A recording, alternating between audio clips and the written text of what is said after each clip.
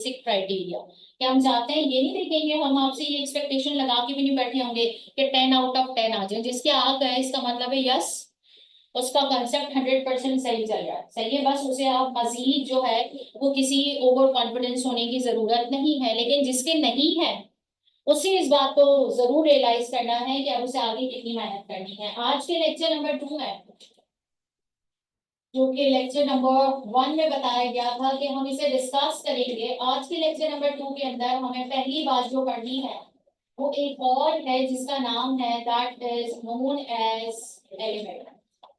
आप मुझे जवाब देंगे और मैं आपसे सिर्फ पूछती चली जाऊंगी, क्या ख्याल है आपका, एलिमेंट कोई इम्प्योर सब्सटेंस है कि प्योर? प्योर। क्या ख्याल है आपका, एलिमेंट को ब्रेक करें तो फर्दर कोई और केमिकल सब्सटेंस इन्वॉल्व होगा? नो। तो फिर अगर हम एलिमेंट को ब्रेक करते हैं तो क्या मिलता है? अगर मैं किसी एलिमेंट को ब्रेक करना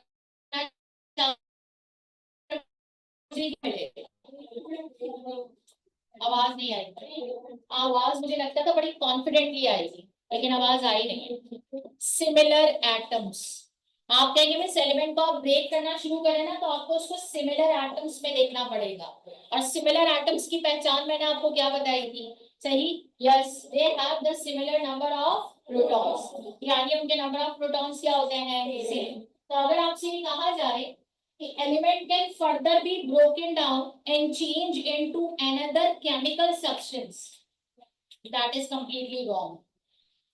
Element can be further broken down and can be obtained the similar atoms. Yes, आप कहेंगे ये concept है हमारा.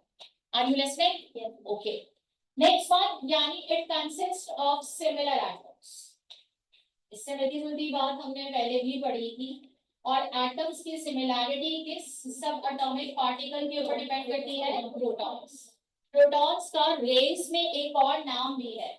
आप प्रोटॉन्स को किसी रेस के नाम से भी जानते हैं, कभी किसी डिस्कवरी में पढ़ा है? नो। पॉजिटिव रेस का एक और नाम भी है, कहीं पढ़ा है? Canal rays. जो नहीं जानते हैं वो जान जाएं, और जो जानते हैं वो आज के बाद से जो है वो मजीद अपनी इंफॉर्मेशन में इजाफा कर लें। या हम इसे एक और नाम भी देते हैं और वो क्या कहलाता है? Canal race. कैनाल रेस क्यों कहते हैं, इसका जवाब हमें एटॉमिक स्ट्रक्चर में मिलेगा। नेक्स्ट वन, एलिमेंट की टाइप्स कितनी है? आपसे कोई पूछे कि how many types of the elements, तो आप कहेंगे मैं हमने तो 3 टाइप्स सुनी है शायद। कौन कौन सी?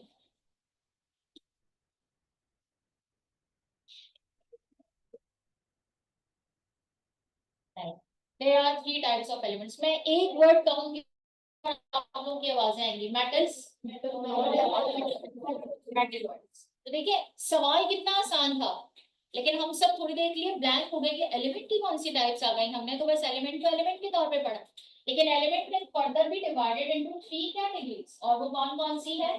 Metals, non metals and metalloids. अब अगर कोई मुझे सिर्फ इतना बता दे, जिसने मेटलॉइड का जवाब दिया है उसे ये भी पता होगा कि मेटलॉइड्स क्या होते हैं, वो कहेगा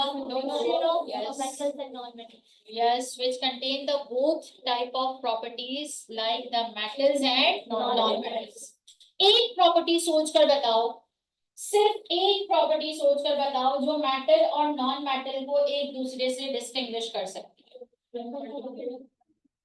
एक property, number 1, conductor. Non metal conductor नहीं है। सोच लीजिए, carbon in form of graphite कई जगहों पर हमने एनोड के तौर पर पढ़ा है, वो तो इलेक्ट्रिसिटी कंडक्ट कर है। पहली बात, मेटल्स स्ट्रॉन्गली इलेक्ट्रोपॉजिटिव होते हैं और कौन से आयंस बनाते हैं? कैटायंस। और नॉन मेटल्स स्ट्रॉन्गली क्या होते हैं? सही, इलेक्ट्रॉन गेनिंग सब्सटेंसेस, यानी इसका मतलब है वो कौन सा आयन बनाएंगे? कोई और प्रॉपर्टी? मैंने तो एक ही पूछ के देखे, अब आप लोग कितनी प्रॉपर्टीज निकालते हैं। बॉइलिंग एंड मेल्टिंग पॉइंट कैसे, किसका हाई है किसका लो है? मेटल्स का ज्यादा है और नॉन मेटल्स का कम, एक्सेप्ट, एक्सेप्ट, ये एक्सेप्ट वाली कंडीशन याद रखिए। जिसने कहा था ना कंडक्टर, उसे भी अपने जहन में ये बात याद रखनी है, बाकी सबको भी याद रखनी है except graphite and diamond. Non metallic substances में ये दो चीजें ऐसी हैं जो हम तमाम बच्चों को बड़ा कंफ्यूज करते हैं। हम इससे कंपैरिजन पर आ जाए ना तो हम कहते हैं अरे एक तो डायमंड का भी मेल्टिंग पॉइंट इतना है और मेटल का भी इतना मेल्टिंग पॉइंट है, तो ये बात याद रखें। हम जब नॉन मेटल की बात करते हैं तो उसके कुछ एक्सेप्शनल केसेस, और एक्सेप्शनल केसेस में पहला नंबर जिसका है वो कार्बन के ही तमाम फॉर्म्स हैं, ग्रेफाइट हो, डायमंड हो, बकीबॉल हो या फिर कोल हो, ये सारी चीजें आपके पास क्या है, high melting point containing substances. Is this clear? तो आपने बहुत ही सिंपल बताया, आपने कहा कि मेटल्स का मेल्टिंग पॉइंट क्या है, ज्यादा, और नॉन मेटल्स का मेल्टिंग पॉइंट यूजुअली क्या होता है, कम, एक्सेप्ट द एक्सेप्शनल केसेस। कोई और प्रॉपर्टी? डेंसिटी हायर मेटल्स के लिए और लोअर नॉन मेटल्स के लिए। कोई और प्रॉपर्टी?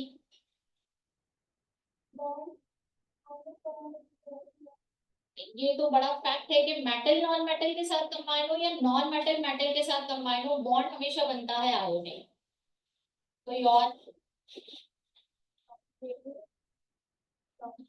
नहीं, ये अभी हम नहीं जानते रेडियस। और कुछ? बहुत आसान है। फ्री इलेक्ट्रॉन्स किस में होते हैं, मेटल्स, है ना। फ्री इलेक्ट्रॉन्स किसमें होते हैं, मेटल्स, और कंबाइंड इलेक्ट्रॉन्स या फिर पेयर्ड इलेक्ट्रॉन्स ज्यादातर किसमें होते हैं, नॉन मेटल्स। तो ये एक और प्रॉपर्टी भी है जो मेटल को बड़ा यूनिक बना देती है। कौन सी प्रॉपर्टी है वो मेटल की? Malleable and ductile. जब मैंने पहला डिफरेंस पूछा था ना तो एक्चुअली मैं आपसे ये आंसर चाहती, क्योंकि ये है वो मेन प्रॉपर्टी जो किसी मेटल को नॉन मेटल से क्या करती है, डिफरेंशिएट। ये है वो प्रॉपर्टी जो पीरियोडिक टेबल में मौजूद राइट हैंड साइड के एलिमेंट्स को लेफ्ट हैंड साइड एलिमेंट से क्या करती है, सेपरेट। राइट हैंड पे है मेटल्स और लेफ्ट हैंड साइड पर क्या है आपके पास, नॉन मेटल्स। जब आप उसे पढ़ रहे होंगे, जब आप उसे ऑब्जर्व करेंगे तो आप मुझे बताएंगे कि मैंने ये राइट लेफ्ट वाली कहानी क्या की थी। फिलहाल आगे बढ़ते हैं। एलिमेंट की तीन टाइप हो गई, लेकिन अगर मैं आपसे कहूँ किसी तीन मेटलॉइड के नाम, तो मैंने तो एक बड़ा आसान सा मेटलॉइड आपके सामने लिख दिया है, and that is known as silicon. बाकी एक दो आपके पास मेटलॉइड के नेम आपको पता होने चाहिए, है सिंपल आपके पास nine.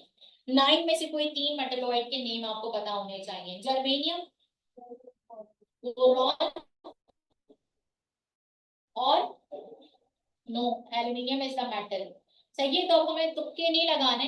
There is no any type of the gases, हमें सिर्फ इसे पर्टिकुलरली याद रखना है कि मेटलॉइड्स कौन कौन से हो सकते हैं। चलें एलिमेंट से आगे बात करते हैं। एलिमेंट को रिप्रेजेंट किससे करते हैं? बड़ी आसान बात पूछिए। नहीं, पहले तो नेम होगा और फिर क्या होगा, सिंबल। ना डायरेक्टली सिंबल तो नहीं आ गए, पहले तो है हर एलिमेंट का नेम और फिर क्या है उसका सिंबल। नेम कितनी तरह के हैं, आप कहेंगे मिस लैटिन या फिर ग्रीक, और दूसरे क्या कहलाते हैं, इंग्लिश। सिंबल्स आप कहेंगे मिस सिंबल्स डिपेंड करता है वन लेटर, और किस पर डिपेंड करता है, टू लेटर। ये बातें सारी नाइन्थ क्लास की बेसिक केमिस्ट्री से है, लेकिन अगर मैं आपको आगे डायरेक्टली पढ़ाना शुरू कर दूं तो हमारे पास रिकॉल नहीं हो सकेगा। आगे हमारे पास बहुत इंफॉर्मेशन है लेकिन बेसिक स्ट्रॉन्ग होनी चाहिए। तो हमारे पास एलिमेंट्स को यस रिप्रेजेंट करते हैं बेसिकली उसके नेम से, और फिर उसके बाद किससे रिप्रेजेंट करते हैं मेरे बेटे, यहाँ पर वन लेटर और टू लेटर सिंबल्स। इसके अलावा कोई एलिमेंट की खास बात बताओ। ये है relative atomic mass, okay. Yes, element से रिलेटेड दो बातें हैं, एक जेड और एक के। जेड स्टैंड्स फॉर, कुछ बच्चे प्रोटॉन नंबर किस नाम से जानते हैं और बाकी बच्चे इसे एक और नाम से जानते हैं, that is known as atomic number. और हमारे पास ए का मतलब क्या होता है, एटॉमिक मास। हर एलिमेंट के लिए आपके पास पर्टिकुलरली मौजूद है उसका एटॉमिक नंबर और पर्टिकुलरली मौजूद है उसका एटॉमिक मास। पीरियोडिक टेबल में किसके बेसिस पर अरेंज है, एटॉमिक नंबर। अगर मैं आपसे कहूं एलिमेंट्स अरेंज्ड सही, किसकी बेसिस पर? Arranged on the basis of atomic number. कहां पर अरेंज है? इन द पीरियोडिक टेबल। क्लियर? इससे पहले कि एक और आगे बात कर लें, मैं यहाँ पर आपको एक वर्ड सिखाना चाहती हूँ, that is known as nuclide notation.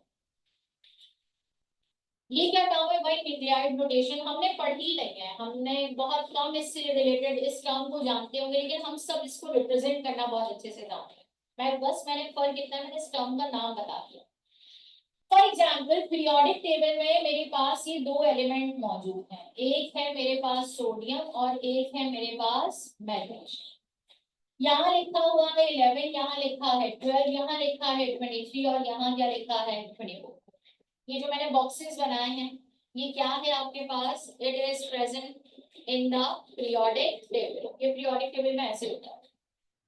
जब आप 9th क्लास में हुआ करते थे ना, या 9th के बाद फर्स्ट में भी आते हैं, तब भी हम आपको ऐसे याद करवाते थे पीरियोडिक टेबल में आप देखिए, और पीरियोडिक टेबल में जो स्मॉलर नंबर होगा ना वो एटॉमिक नंबर, और जो लार्जर नंबर होगा, ग्रेटर नंबर होगा, वो क्या होगा? Atomic mass. क्योंकि बात मतलब बच्चे बहुत कंफ्यूज हो गए। अब देखिए वो कंफ्यूज क्यों होता है? इस न्यूक्लियाइड नोटेशन की वजह से। किस न्यूक्लियाइड नोटेशन की वजह से? जो मैं आपके सामने रिप्रेजेंट करी। मैंने यहाँ पे आपको कहा ये Z है और ये क्या है? A। अब जब हम इसे रिप्रेजेंट करते हैं किसी एलिमेंट को, मैं सोडियम को रिप्रेजेंट करने के लिए जाऊं तो मैं ऐसे रिप्रेजेंट करती हूँ। आप सबने इसे देखा है ऐसे लिखते हुए, बहुत बार देखा है। लेकिन यहाँ पर हमारे पास किसी भी एलिमेंट के लिए अगर आप इस तरह से रिप्रेजेंट करवाते हैं तो that term is known as the nuclide notation. Nuclide notation का मतलब ये है where is the value of the Z and A when an element represented in any form of the electronic configuration, formula, equation and so on। आपके पास जहां पर भी इसको represent किया जाएगा वो इसी तरह से। लेकिन पीरियोडिक टेबल में देखिए कैसे लिखा है, Z कहाँ है? अपर साइड, और A कहाँ है? Lower side. सही है। और जब आप इसको अलग से किसी जगह पर रिप्रेजेंट करवाते हैं तो देखिएगा आपने Z कहाँ प्लेस किया है और A कहाँ प्लेस किया है। इसका मतलब है बच्चे हो जाते हैं कंफ्यूज। जब हम शुरू में सिखाते हैं ना, तो वो कहते हैं ये क्या हो रहा है, मतलब Z की जगह A आ रहा है और A की जगह क्या आ रहा है? Z। पीरियोडिक अरेंजमेंट अलग है, और उसी एलिमेंट को उठा के पीरियोडिक टेबल के अलावा कहीं पर रिप्रेजेंट करने का तरीका क्या कहलाता है? Nuclide notation.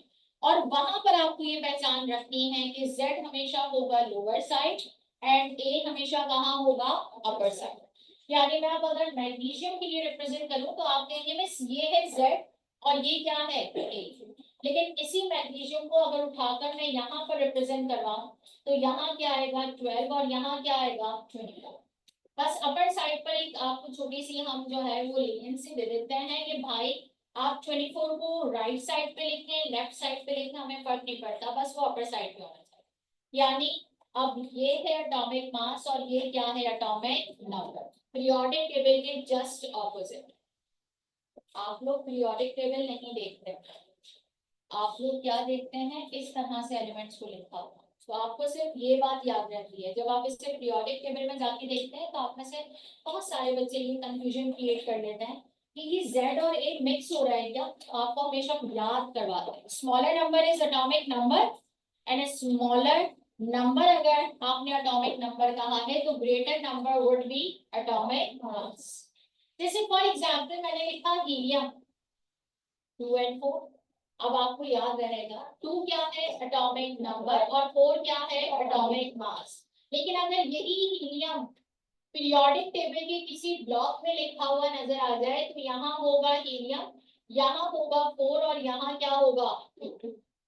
तो ये बात याद रखिए, बड़ी ही बेसिक बात है, लेकिन हम इसको गलत कर जाते हैं। तो क्यों ना हम इसको अपने कॉन्सेप्ट के अकॉर्डिंग ले जाए। सही, आपके सामने अक्सर बॉक्स बना हुआ आ जाता है, जैसे मैंने ये सोडियम और मैग्नीशियम को बना के दिया है।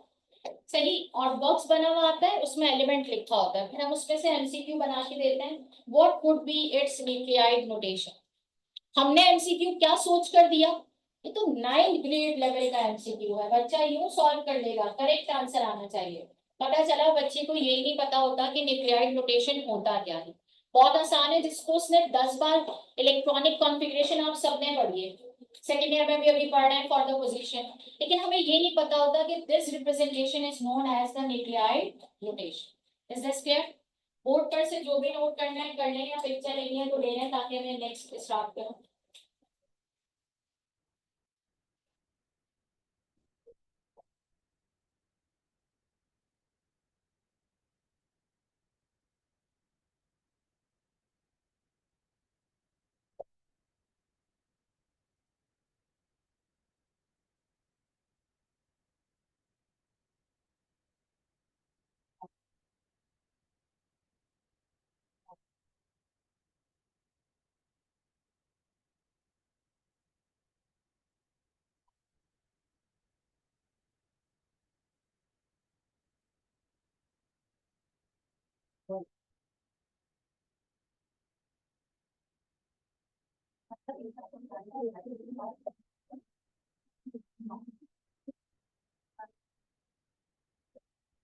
बिल्कुल अलग मैटर जैसे।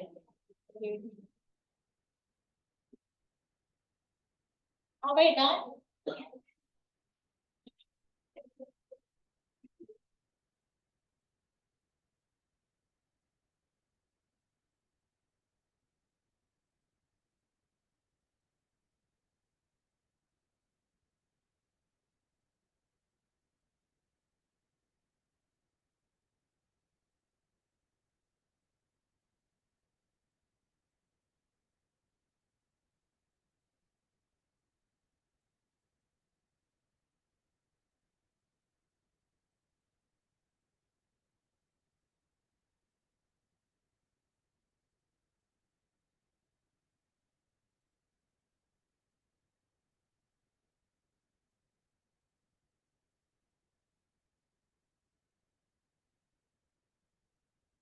Next to basic terms,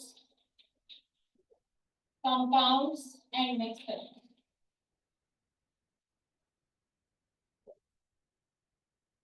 next to basic terms क्या क्या है? Compounds and mixture. इस बार मेरा बोलने का क्राइटेरिया बिल्कुल डिफरेंट नजर आएगा। मैं सिर्फ बोलूंगी और आप लोग लिख देंगे, और कोई पॉइंट मैं आपसे पूछूंगी तो तब मिलकर उसे लिख लेंगे, यानी साथ साथ नोट डाउन करना है। सही है? पहले बताओ दोनों में से कौन प्योर है और कौन इम्प्योर है? प्योर लिखिए, डिफरेंस बेसिस पर लिखिए, कंपाउंड प्योर और जो आपके पास है मिक्सर वो है इम्प्योर।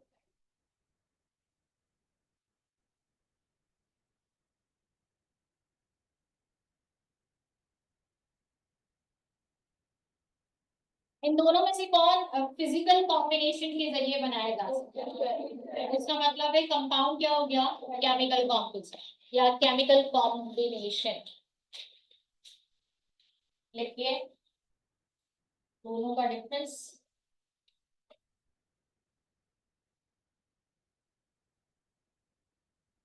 फिजिकल कॉम्बिनेशन और कंपाउंड है केमिकल कॉम्पोजिशन। अच्छा ये बताइए, ये केमिकल कॉम्बिनेशन का क्या मतलब हुआ वैसे? रिएक्शन हो जाता है, और रिएक्शन होने का मतलब ये है कि जिस चीज से बन रहा था उसकी प्रॉपर्टीज बिल्कुल न्यू सब्सटेंस के अंदर नजर ना आए। हाइड्रोजन ऑक्सीजन दोनों गैसेस कंबाइन होकर क्या बना रहा है? वाटर। ना मैं हाइड्रोजन को यूज कर सकती हूँ बॉडी के लिए, ऑक्सीजन हमारी बॉडी के लिए बिल्कुल यूजर है। दोनों की प्रॉपर्टीज एक दूसरे से टोटली क्या है? डिफरेंट। लेकिन जब ये कंबाइन हो गए तो दोनों क्या हो गए? लिविंग ऑर्गेनिज्म के लिए एक बेसिक कंपोनेंट, जिसके बगैर सर्वाइवल पॉसिबल नहीं। सिमिलरली सोडियम एक ऐसा एलिमेंट जिसको अगर मैं उसका ओपन, आपके पास अगर कोई बकेट है और मैं उसको यहाँ रख दूँ और उसका लेड ओपन कर दूँ, तो थोड़ी देर में आपको ऐसा लगेगा कि यहाँ पे चटर पटर की आवाजें आएंगी, पटाखे हो रहे हैं। क्यों? क्योंकि वो सोडियम मेटल इस ऑक्सीजन के साथ रिएक्ट करके सोडियम ऑक्साइड बना दिया, और वो ऑक्साइड यकीनन सोडियम फ्लेमेबल हुआ है इसका मतलब। तो हमें बड़ा केयरफुल रहना पड़ता है। सोडियम मेटल को हम ऐसे रखते भी नहीं है, उसे हम केरोसिन ऑयल, अल्कोहल इस तरह के मटेरियल में रखते हैं ताकि वो एयर के साथ इन कांटेक्ट ना हो। फिर अब आप सोचिए क्लोरीन गैस। ये क्लोरीन गैस वही है जिसको आप कहाँ कहाँ पर इस्तेमाल कर रहे होते हैं, जहां से वाटर सप्लाई की जाती है वहां पे क्लोरीन का स्प्रे किया जाता है ताकि स्टेरिलाइजेशन रहे। सही, जहां पर स्विमिंग पूल्स मौजूद है वहां पर क्लोरीनेटेड वाटर का होना क्या है, जरूरी है।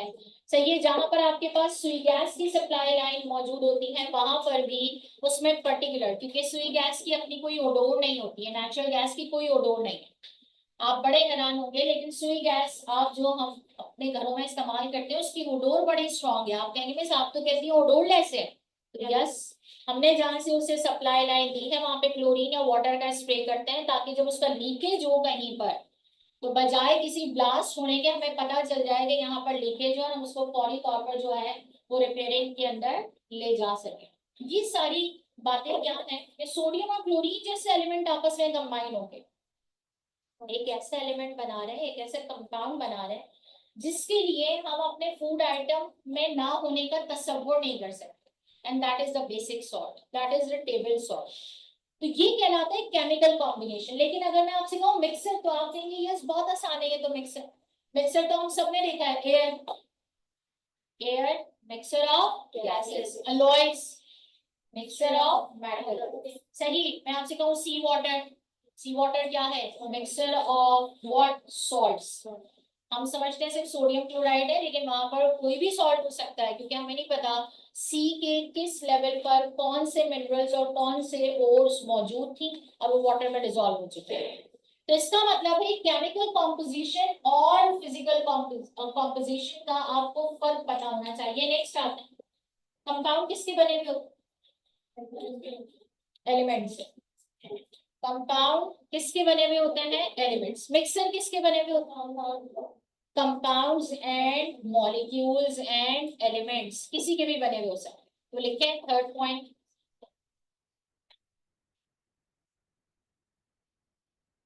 कंपाउंड में लिखना है it is composed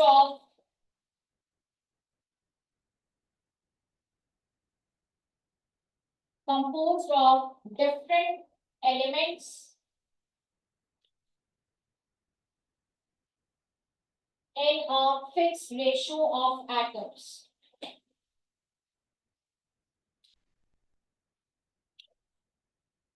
Fixed ratio of atoms. इसका ऑपोजिट क्या लिखें, yes, composed of element,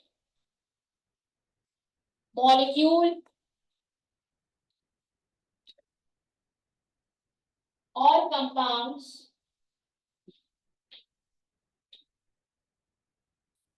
in a random ratio.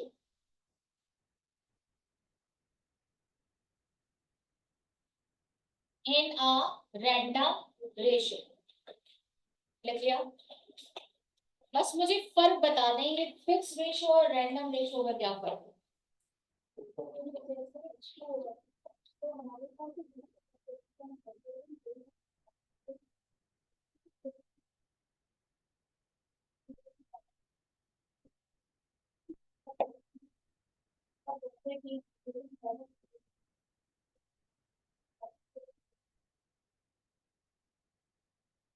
और यस, इन्होंने example the water and hydrogen peroxide. Water का फॉर्मूला है H2O और हाइड्रोजन पेरोक्साइड का फॉर्मूला है H2O। बहुत माइनर सा फर्क है, वाटर है तो रेशियो रहना चाहिए 2:1, हाइड्रोजन पेरोक्साइड है तो रेशियो क्या रहा 2:2, एक ऑक्सीजन ज्यादा होने से आप देखिए सिर्फ ऐसा नहीं कि फॉर्मूला चेंज हो गया, उसकी पूरी प्रॉपर्टीज क्या हो गई है, चेंज। वाटर जिसके बिना हमारी बॉडी सर्वाइव नहीं कर सकती, और हाइड्रोजन पेरोक्साइड जिसका एक पिंच एक ड्रॉप भी अगर मेरी टंग पे भी चला जाए या हम इसे इनहेल कर लें तो सीवियर पॉइजनस इन्फेक्शन होना शुरू हो जाते हैं, क्योंकि वो ब्लीचिंग एजेंट है। सही, और हमारी बॉडी के इंटरनल मेम्ब्रेन्स को काट देता है, खत्म कर देता है, वो इतना सीवियर है, टॉक्सिक है। Similarly carbon dioxide and carbon monoxide, कितना माइनर सा डिफरेंस है, एक ऑक्सीजन से कोई फर्क नहीं पड़ता। लोग कहते हैं एक ऑक्सीजन ही तो है, कार्बन डाइऑक्साइड CO2 है, कार्बन मोनोऑक्साइड क्या है, CO। लेकिन उसी के फर्क से बहुत ज्यादा हमने मुख्तलिफ चीजों को देखा है। बहुत दूर नहीं, 4-5 साल पहले एक मरी इंसिडेंट हुआ था, तो ये वहां पर कौन सी गैस की वजह से वो सारी चीजें हुई थी, कार्बन मोनोऑक्साइड, क्योंकि वो वहीं के वहीं रही, बनी भी वहीं पर, घुटन भी वहीं पर हुई। और ये देखिए कि हम यानी कोई भी इंसान उसे बर्दाश्त नहीं कर सकता, जबकि कार्बन डाइऑक्साइड हमारी बॉडी में क्या है, बनती है। और हम उसे क्या करते हैं, एक्सहेल करते हैं। सही है, तो ये है बड़ा माइनर सा फर्क, जहां रेशो चेंज, कंपाउंड की नेचर क्या हो जाती है, चेंज। चलिए एक छोटा सा एक वाक्य बताती हूँ कि आप लोग जब 9th क्लास में सोडियम क्लोराइड का फॉर्मूला लिखते थे और हम आपको इक्वेशन बताते थे, तो आप में से अक्सर बच्चे बस यहाँ आके परेशान हो जाते थे, सोडियम ऐसे लिखा, क्लोरीन ऐसे लिखा, तो कहते थे बस फॉर्मूला बन गया NaCl2, है ना। क्या आप कहते थे, फॉर्मूला क्या बना सोडियम क्लोराइड का, NaCl2। तो ये बात भूल जाते हैं, या आप भी अगर ये सोचते हैं तो आप कहेंगे नहीं फॉर्मूला तो NaCl, क्यों, क्योंकि इनकी रेशो क्या रहनी चाहिए, फिक्स। दुनिया में कहीं पर भी सोडियम क्लोराइड ऐसा नहीं है जहां पर NaCl2 बन जाए। तो फिर हम क्या करते हैं इस पूरी इक्वेशन को, कभी आपने नाम सुना है बैलेंसिंग ऑफ इक्वेशन, यानी ऐसा हो ही नहीं सकता सोडियम आयन की फॉर्म में जो आपने मेटल पढ़ा और क्लोराइड एनाइन की फॉर्म में जो आपने नॉन मेटल पढ़ा, ये दोनों आपस में कंबाइन होते हैं, एक केमिकल कॉम्पोजिशन बनाते हैं, और फिर कहीं जाकर आपके पास क्या बनता है, कंपाउंड। मिक्सर कोई बना के दिखाया मुझे इस क्लास में एग्जाम्पल्स के जरिए, मुझे कोई मिक्सर बना, सैंड को वाटर में डाल दूं, और इसके अलावा ऑयल एंड वाटर, और ओके आपने अलॉय की एग्जांपल ली, और ऐसे नहीं कि जैसे बहुत आसान है बताना है, okay clay water soil sand alum, सही है, आयरन पीसेस, इन सबको आपस में क्या कर दें, मिक्स। आप जिस पेन से लिख रहे हैं उसके इंक को निकालो और मैं उसे वाटर में ऐड कर दूं तो भी आपके पास क्या है, मिक्सर। और खुद ये इंक भी क्या है, मिक्सर। ये पेपर भी क्या है, सेल्यूलोज मिक्सर है। यानी इसका मतलब है आप जिस तरह से भी मिक्सर को देखेंगे, केमिस्ट्री कहता है बेशक वो इम्प्योर है लेकिन वो हमारे लिए जरूरी बहुत। ब्लड, ब्लड कंपाउंड नहीं है क्योंकि ब्लड का अपना कोई फॉर्मूला नहीं है, ब्लड क्या है, मिक्सर। सही है, तो ये इम्पोर्टेंस है कि हम कभी कभी समझते हैं वो टर्म्स क्योंकि इम्प्योर है तो हम उसे अपनी लाइफ से निकाल दें ब्लड। अब आते हैं इसके आखिरी पॉइंट, बताओ किसके कंपोनेंट को मैं अलग कर सकती हूँ, कंपाउंड के कंपोनेंट्स को या मिक्सर। सही है, अब आते हैं असली बात में, मैं आपसे कहूँ ना दोनों के कंपोनेंट्स को अलग कर सकते हैं, बिल्कुल कर सकते हैं। आपने कहा नहीं कर सकते, मैं कहती हूँ दोनों के कंपोनेंट को अलग कर सकते हैं, शर्त ये इस पॉइंट की, कंपाउंड के कंपोनेंट को सिंपल मेथड से अलग नहीं कर सकते। कोई मुझे ये कहे कि मैं सी कॉलेज की लैब खोलते हैं और यहाँ पे जाके हम शुगर को हीट करना शुरू कर देते हैं तो कार्बन हाइड्रोजन वाटर सब अलग हो जाएगा, तो मैं कहूँगी कार्बन तो अलग हो जाएगा लेकिन वाटर फिर भी साथ ही रहेगा। कोई मुझे ये कहे कि सोडियम क्लोराइड में आज ले जाके खड़ी हो जाऊँ ना स्कूल में हीट करना शुरू कर दूँ, और मैं कहूँ कि मैं उसे हीट कर रही हूँ, मैं कल रात तक भी खड़ी रहूंगी उससे कोई फर्क नहीं पड़ेगा, सिर्फ वो रेड हॉट हो जाएगा। इसका मतलब ये नहीं कि वहां से सोडियम अलग हो गया और क्लोरीन अलग हो गया। कंपाउंड्स के कंपोनेंट्स को आप सिंपल मेथड से अलग नहीं कर सकते। टेक्निकली तो आप उसे किसी लैब में लेके जाएं, किसी एडवांस मोड लैब में लेके जाएं, इंस्ट्रूमेंट्स पे लेके जाएं, आप उसे अलग कर ले, क्योंकि वहां पे बहुत मेथड है, डिस्टिलेशन मेथड है, डीकम्पोजिशन मेथड है, डिफरेंट जो है वो आपके पास इंस्ट्रूमेंट्स है। लेकिन सिंपल मेथड में क्या क्या आता है, हीटिंग, फिल्ट्रेशन, क्रिस्टलाइजेशन, कूलिंग, इन मेथड से आप किसी भी कंपाउंड को सेपरेट नहीं कर सकते। बस बेनिफिट ये है मिक्सर को इन्हीं मेथड से भी क्या कर सकते हैं अलग। आप सबने अपने अपने लेवल पर कहीं ना कहीं मिक्सर की हीटिंग देखी है, मैं सॉल्ट और वाटर को ऐड करके दे दूं, मैं आपसे कहूँ मुझे अलग करके बता दो, तो आप कहेंगे मिस बहुत आसान है, क्रिस्टलाइजेशन करवा दो, हीटिंग करवा दो।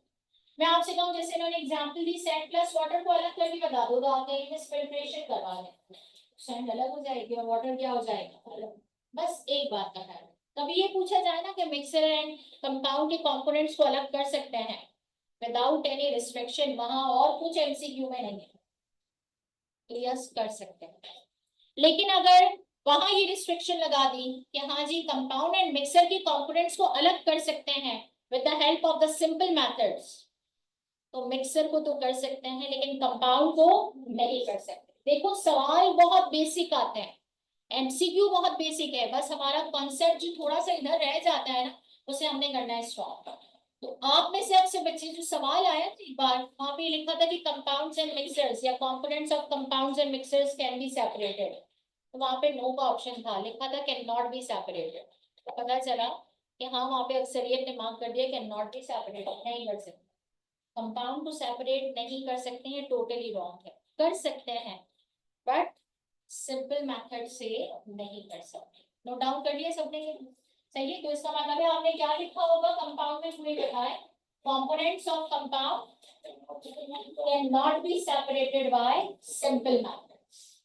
और सिंपल मेथड्स की आगे ब्रैकेट में पूरी लिस्ट लिखना है, हीटिंग, कूलिंग, फिल्ट्रेशन,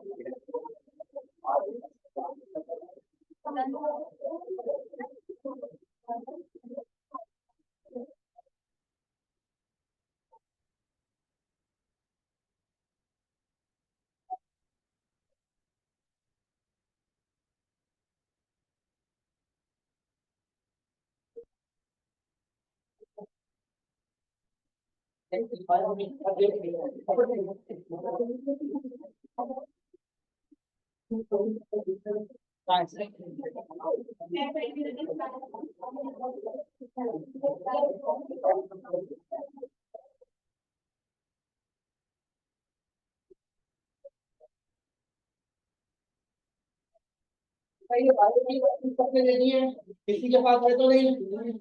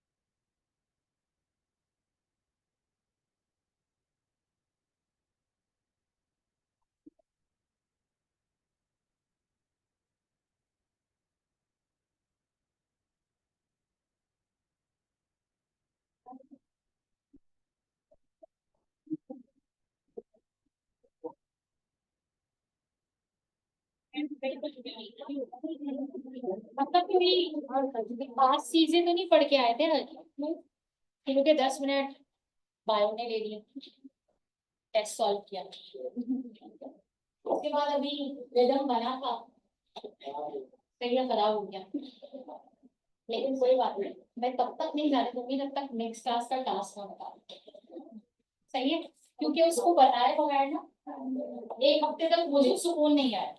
आप लोगों को तो आज आएगा कि अच्छा काम ना मिला, लेकिन मुझे नोट डाउन करते जाना साथ साथ,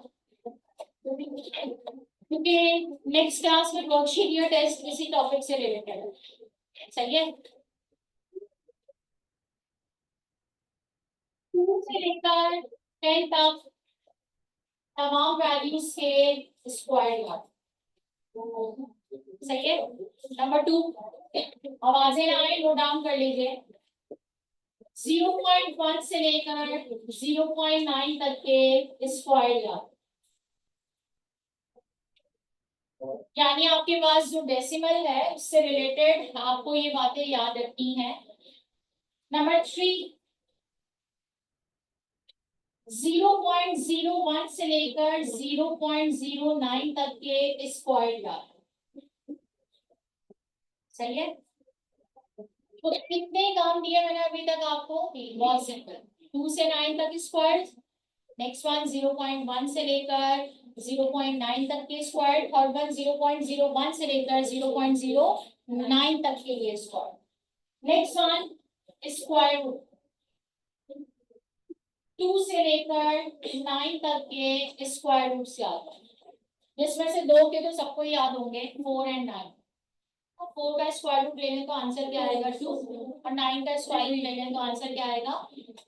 लेकिन मैं यहाँ पर 9 से ज्यादा आपको कहती हूँ कि 20 तक के स्क्वायर रूट्स को थोड़ा सा याद कीजिएगा। कहाँ तक, 20। उसमें से दरमियान में अगर ले लें, स्क्वायर रूट्स की बात हो रही है, याद है simple calculator is not allowed, इसका मतलब है हमें ये पता होना चाहिए कि इसका स्क्वायर रूट क्या है। Next one, powers. अगर किसी भी वैल्यू पर पावर आ जाती है, इस पावर को आपने एक टॉपिक में पढ़ा है कभी, एक्सपोनेंशियल नोटेशन। सही है, इस एक्सपोनेंशियल नोटेशन के अंदर आपको एडिशन और सब्ट्रैक्शन आना चाहिए। ये कैसे आएगा, ये मेरे सिखाने से आएगा। सही है, जो मैं आपके साथ खड़े होके यहाँ पर डिस्कस करूंगी। हमें मल्टीप्लिकेशन आना चाहिए, हमें डिवीजन आना चाहिए, और प्लस हमें स्क्वायर रूट की वैल्यूज को सॉल्व करना आना चाहिए with the help of the exponential notation. जाते जाते ये देखने के लिए कि कितने बच्चों के दिमाग में ये कंसेप्ट मौजूद है, हम जरा इसे एक बार डिस्कस कर लेते हैं। मैंने 2 वैल्यूज लिखी, 3.1 एक्सपोनेंट 2 मल्टीप्लाई बाय 2.6 एक्सपोनेंट 3। ये दोनों वैल्यूज आपस में क्या हो रही हैं, मल्टीप्लाई। एक्सपोनेंट सिखाना इसलिए जरूरी है क्योंकि वो आता है एवोगैड्रोस नंबर, और एवोगैड्रोस नंबर की कैलकुलेशन सीखना हमारे लिए बहुत जरूरी है। तो अब अगर मैं आपसे कहूँ बेटा हम इसे कैसे सॉल्व करेंगे, तो आप सिर्फ पीटी काम कर रहे होंगे। छोटी क्लासेस की तरह आपने कभी मल्टीप्लिकेशन ऐसे सॉल्व की थी, 3.1 मल्टीप्लाई बाय 2.6। आप इसे मल्टीप्लाई करके जो भी आंसर आएगा वो आपने मेंशन किया। और साथ साथ ये भी याद रखेंगे कि 10 बेस को हमने क्या लिया कॉमन, और प्लस क्या आएगा 2। और क्योंकि आपके पास मल्टीप्लाई हो रहा है तो पावर्स क्या हो जाएंगे प्लस। अगर यहाँ माइनस होता तो पावर्स क्या हो जाएंगे subtract. It totally depends upon the sign which are present with the exponents. अगर मल्टीप्लाई हो रहा है और पावर्स पॉजिटिव है तो यकीनन क्या हो जाएगा प्लस 2 + 3। अब आपने जो भी आंसर निकाला है यहाँ पर आंसर किसमें आएगा 10⁵5। एक छोटा सा मैंने आप लोगों को यहाँ पर बता दिया है कि हम आगे चलकर ये कैलकुलेशन करने वाले हैं, लेकिन इसमें सबसे ज्यादा हेल्पफुल ये है, जो आप मुझे नेक्स्ट क्लास में याद करके देंगे। लिख लीजिएगा और लिख के याद कीजिएगा बच्चों की तरह खड़े होकर बार बार। सही है, आज की क्लास यहाँ तक है। अल्लाह हाफिज़।